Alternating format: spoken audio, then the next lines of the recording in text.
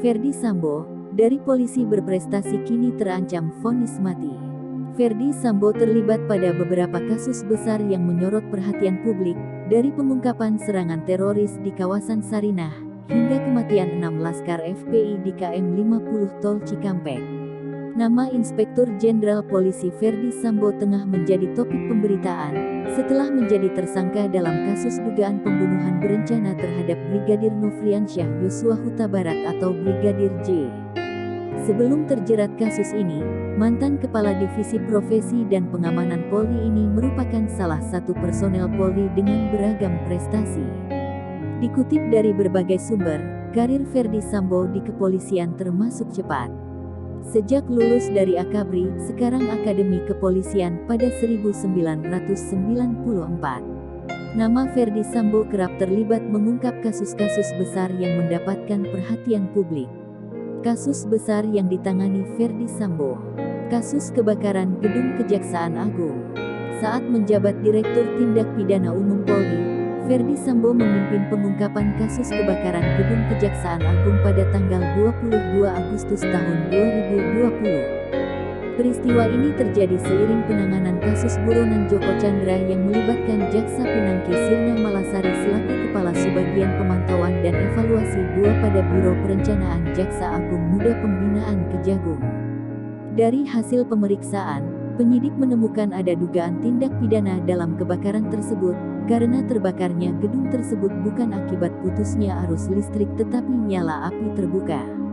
Kepolisian juga menemukan adanya akselerator berupa minyak dengan senyawa hidrokarbon sehingga api cepat menjalar. Dalam kasus ini, 5 pekerja bangunan terbukti melakukan pidana dan dihukum masing-masing 1 tahun penjara. Mereka adalah Imam Sudrajat, Sahrul Karim, Karta, Tarno, dan Halim. Penangkapan Joko Chandra. Pada 2019, Ferdy Sambo menjabat sebagai Direktur Tindak Pidana Umum Bareskrim. Di posisi ini, ia terlibat dalam penangkapan Joko Chandra pada 2020. Terlibat kasus bom di Sarinah Tamrin. Ferdy Sambo pun terlibat untuk mengungkap pihak-pihak yang terlibat dalam serangan kelompok teroris terkait ledakan yang menghebohkan publik di perempatan Pusat Perbelanjaan Sarinah pada tanggal 14 Januari tahun 2016 pagi. Ferdy Sambo yang sejak 2015 menjabat Wakil Direktur Resor Kriminal Umum Polda Metro Jaya, termasuk salah satu yang mengungkap dalang di balik serangan tersebut.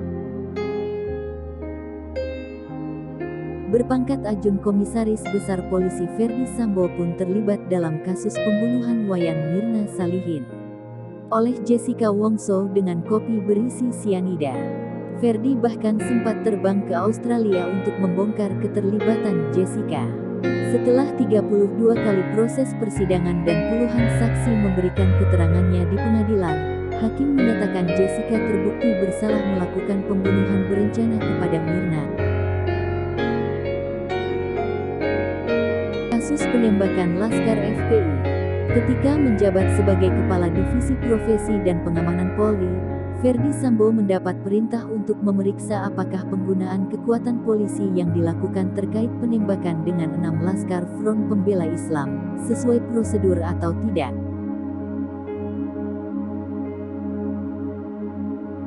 Kasus kematian Brigadir Yosua.